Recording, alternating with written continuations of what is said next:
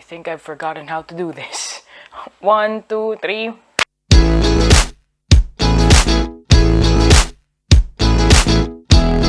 Hello, it's just the JD, and today we are back with a new video. I just took a step back from this because the semester changed, my subject changed, and now we're doing it again. So today we're talking about, you may already know this, you've seen the title. Today we're talking about using poetic devices in free verse poems, and we need to use poetic devices in poetry, especially in free verse poetry, because our poems will benefit immensely from the use of poetic devices, and not only because it gives us more free expression and more power with our words, but also because it enhances the reader's experience. Tinutulungan tayo ng poetic devices na to na magkaroon ng mas malalim na pag-express sa sarili natin, at tinutulungan rin ang mga readers na magkaroon ng mas malalim na relationship with our writing, which is a good thing if we want to achieve some of the hallmarks of literature that we talked about in our class. So without further ado, we're going to talk about 10 of the most common poetic devices. There are literally hundreds of them. So ngayon, 10 lang yung pag-uusapan natin because these are the most common and these are the easiest to use within our subject. So let's first start with alliteration. So alliteration is the phonetic alignment and repeated use of a sound or letter in the first syllable of a word. So pag paulit-ulit yung sound sa first syllable of the word, that's called alliteration. For example, the house words of a certain house in Game of Thrones is unbent, unbowed, unbroken. So that's alliteration. Next is a lot of song lyrics use alliteration. For example, whisper words of wisdom from the song Let It Be by the Beatles. That's alliteration. So how can we use alliteration, or what is the use of alliteration? So sa poetry, ang alliteration ginagamit siya for a more rhythmic reading of the poem. It's more pleasant to the ear. Next is repetition. The second one we're talking about is repetition. Repetition is done by repeating certain parts of a poem, a word, a line, or a stanza. It's used to achieve an emphasis or to convey a certain point. For example, that song, Why Delilah, he's emphasizing the word why because he can't understand why Delilah would do that to him. Repetition. Another common example of repetition would be the song Baby by Justin Bieber. Because why not? You know. Another is any lyric by any pop star in the 20th century that repeatedly uses a single word to prove to intensify a single point. That's repetition. All you have to do is repeat a word, a line, or a stanza. The third one we're talking about is metaphor. A metaphor, as you may know, is a direct comparison. It is a figurative means of comparing something to another unrelated thing or entity. For example,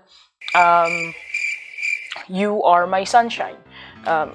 A person cannot literally be someone's sunshine, and these metaphors are used to have more impact, to give more impact in the poem, and to give a deeper meaning to the words we're using within that poem. So for example, like from the example before, you are my sunshine, my only sunshine.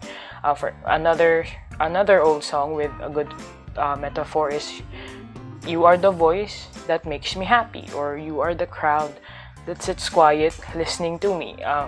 No one person can be a crowd. So That's a metaphor. You're comparing someone without using the words like or as. It's a direct comparison. Next is assonance, or assonance if you want to be particular about it. So this poetic device is the repetition of a vowel sound. Repetition, alliteration is the repetition of the first sound, whether it is a vowel or a consonant. The assonance is the repetition of a vowel sound. So an example of this is the frogs ribbit kiss fish in the distant ditch. So it repeats the I sound or the E sound. Very common. A very common example of a song using assonance is the song Silent Night, which people sing over the set. So Silent Night, Holy Night, all is calm, all is bright. So the I sound of assonance. And a very popular example of a poem that uses assonance is The Raven by Edgar Allan Poe. Once I wandered midnight dreary while I pondered weak and weary. So that's a repetition of the E sound. So it's a vowel sound that we are repeating. Next is the simile. Simile is a comparison much like the metaphor, but in simile, it is not a direct comparison. We are using the words like or as. So in Tagalog, tila at tulad ng. A good example of a song that uses simile is I Love You Like a Love Song. The simile is right in the title. Next is Like a Prayer by Madonna. So these are just indirect comparisons. So tandaan lang, kapag metaphor, walang like or as. It's a direct comparison. Kapag may simile, we use the words like or as. The next poetic device is easier to use than it is to pronounce. And you may already know this, but it's onomatopoeia. So the poetic device of onomatopoeia is used by having a phonetic pronunciation and sound of a word that is parallel to the word's actual meaning. For example, the beeping of an alarm clock. Beep is actually an onomatopoeia because it's phonetically similar to the meaning of the word it's describing or the thing it's describing. Next is the cracking of glass. So the word crack is phonetically similar to the sound of glass actually cracking. Songs that use onomatopoeia, there are so many. First, there's Firework by Katy Perry, boom, boom, boom, even brighter than the moon, moon, moon. And then we have Roar. I'm not gonna sing. You're gonna hear me roar again. Roar sounds very similar to what it's describing. So that's an onomatopoeia. So why do we use onomatopoeia, or how do we use it? We use it to describe or create a mental image of a sound in our reader's mind. Next is hyperbole. Hyperbole is the best, easiest, most common. You're getting my point, right? So hyperbole is the poetic tool that allows you to blow something out of proportion, to create an effect of large emphasis. It is recommended to only use hyperbole whenever it is called for. Hindi tayo pwedeng laging gumagamit ng hyperbole because it will sound the poem will sound less realistic, and it will discredit or diminish your point or your story. It will diminish the emphasis of the story you have. So once or twice is enough for every poem when using hyperbole. Now, songs and poems often use hyperbole. My favorite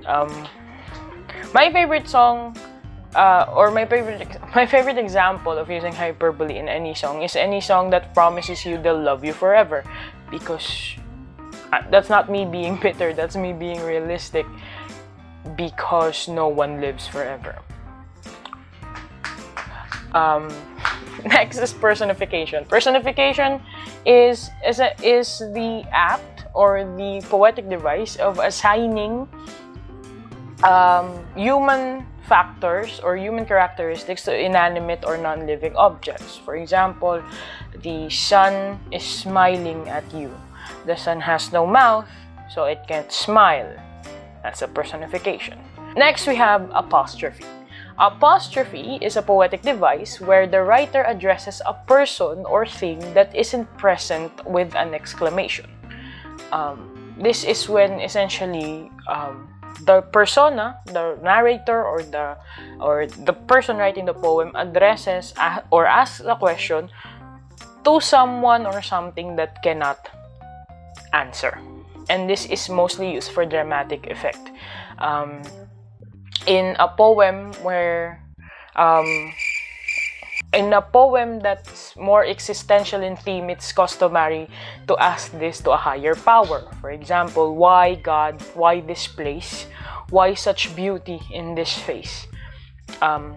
He's talking to God who cannot answer him directly. And there is a certain exclamation. There is a cat that is outside my window. Okay? That's apostrophe. The last poetic device that we're talking about today is oxymoron. So an oxymoron is a figure of speech that brings together two or more contradictory words for poetic effect.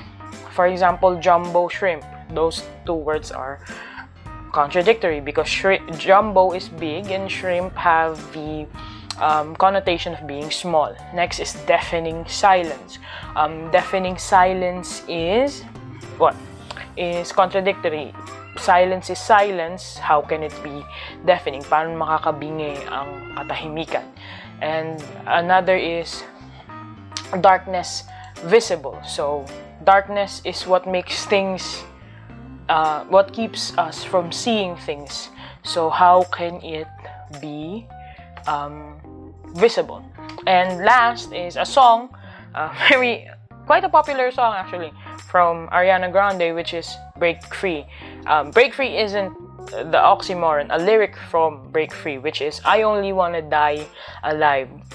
Die alive is again an oxymoron because if you die, you're not alive. So that's an oxymoron. Two things coming together, bringing together two contradictory words for a dramatic effect. Okay? So those are the 10 most common poetic devices. I hope that you learned something. I hope that you can use all of these poetic devices or some of these poetic devices in your free verse poetry. I apologize if this video is a little rusty and I'm a little fidgety. I haven't done this in a month, and so it takes some getting used to. But thank you for watching. I hope that you've learned something. I sincerely hope that you've learned something from me. And that's all for today. Stay safe, stay healthy, and I'll see you when I see you.